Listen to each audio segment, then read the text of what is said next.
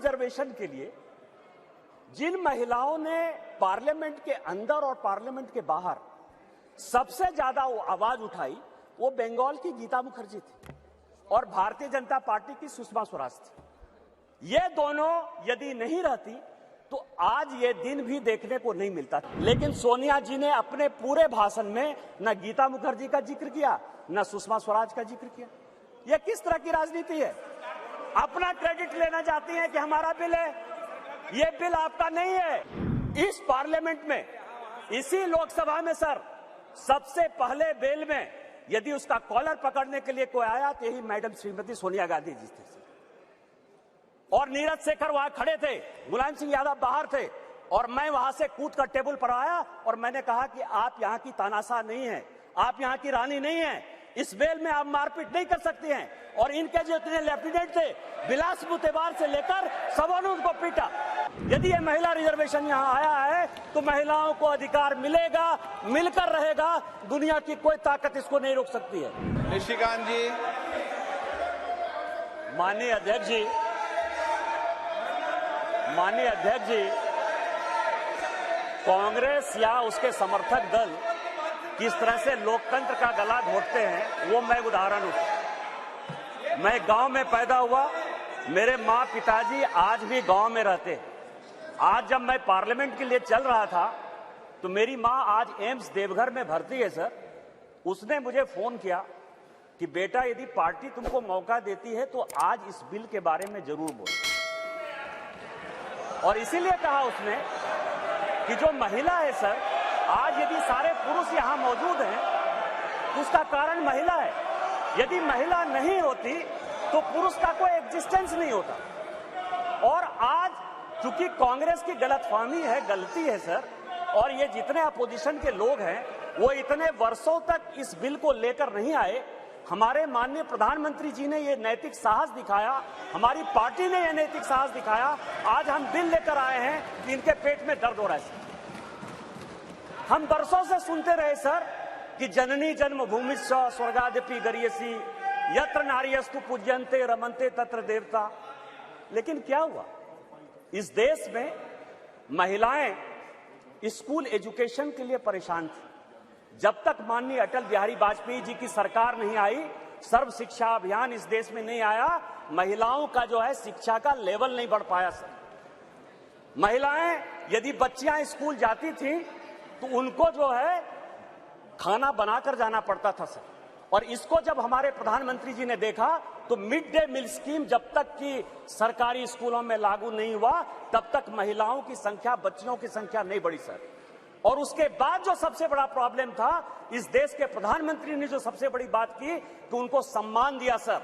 सारे स्कूल में, स्मृति ईरानी जी उस वक्त एचआरडी मिनिस्टर थी, सारे स्कूलों में शौचालय बनाकर महिलाएं कैसे अच्छा से पढ़ेंगी, बच्चियां कैसे आगे बढ़ेंगी, उसी का ये उदाहरण है। और उससे आगे बढ़कर आज जो कल से लेकर परसों से लेकर माननीय प्रधानमंत्री जी लगातार बोल रहे हैं कि सही समय है, यही समय।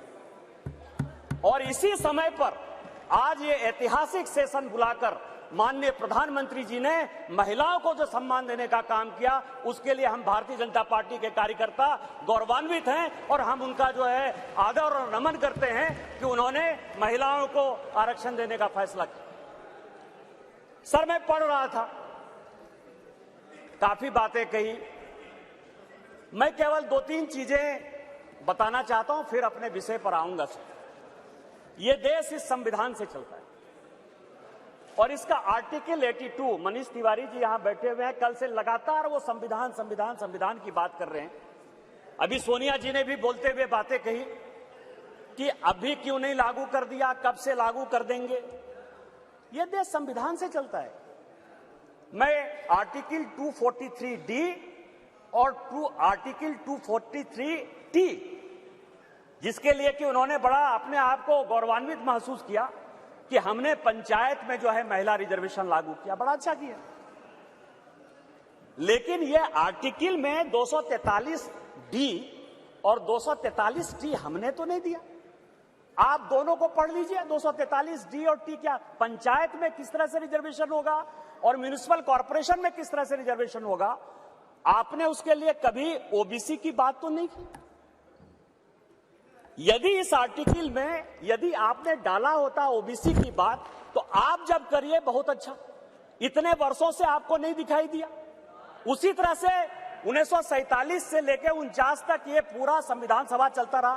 परसों से यही भाषण सुन रहे हैं सर। इस कॉन्स्टिट्यूएंट असेंबली से लेकर 1952 से लेकर आज तक चुनाव हुआ, कभी किसी ने राज्यसभा में रिजर्वेशन की बात नहीं की, विधान परिषद में बात नहीं की। आज भी राज्यसभा में शेड्यूल कास्ट और शेड्यूल ट्राइब को रिजर्वेशन नहीं है, विधान परिषद में शेड्यूल कास्ट शेड्यूल ट्राइब को रिजर्वेशन नहीं है। आप कौन सी नई बात केवल पॉलिटिकल एंगल के लिए ले आते हैं?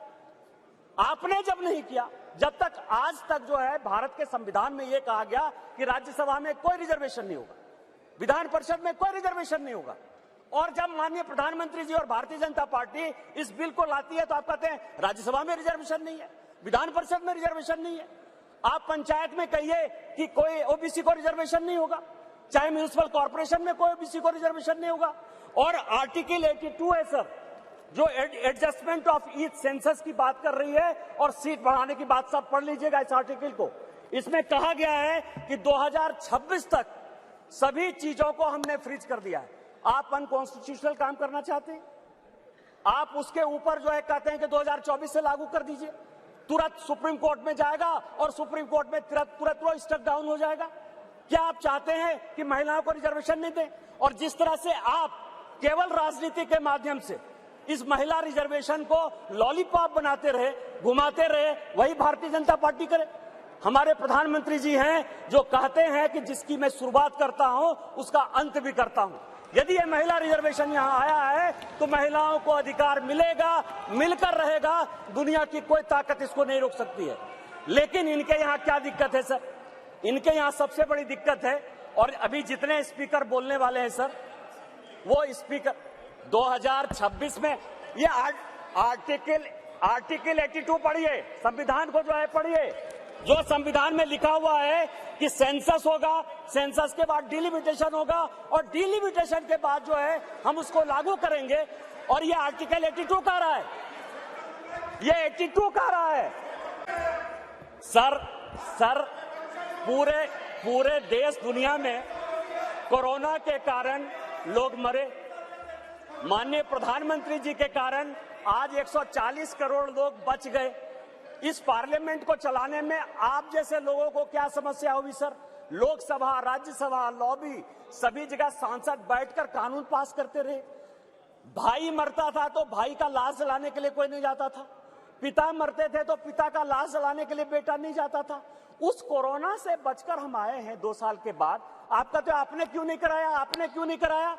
कितने लोग थे जो रोड पर घूम रहे थे, कितने लोग थे जो खाना खिला रहे थे, सारे जगह के ट्रेन बंद थे, सारे जगह की सब स्थितियां बंद थी। भागलपुर पूरा जो है भारत जो है किस तरह के विकट परिस्थिति में था सर। माननीय प्रधानमंत्री जी 140 करोड़ लोगों को बचा के लाए हैं, और सेंसस जो संवैधानिक चीज है उसको जब हम लागू करेंगे तो ये लागू होगा। आज आप कह रहे हो क्यों नहीं लागू किए? देश में फिर से ये गलत तरह का माहौल पैदा करने की कोशिश कर रहे हैं सर। 2020 और 21 के माहौल के बाद, कोरोना के बाद कैसे सेंसस लागू हो सकता था, कैसे सेंसस हो सकता था? और माननीय गृह मंत्री जी बैठे हैं, हमेशा कहते हैं कि मैं कोई गैर संवैधानिक काम नहीं करूंगा, कोई असंवैधानिक काम नहीं करूंगा। यदि सेंसस होना है तो उसका भी डेट घोषित होगा, सेंसस होगा, डिलिमिटेशन होगा और महिलाओं को रिजर्वेशन मिलेगा। यही तो इस बिल में है 334 से, जिसके बारे में कि माननीय कानून मंत्री जी कह रहे थे सर। लेकिन क्या समस्या है कि ये अपने जो 26 पार्टियों का एक जो घमंडिया गठबंधन बनाया है सर, इंडी अलायंस, उसके सारे नेताओं का मैं भाषण पढ़ रहा था।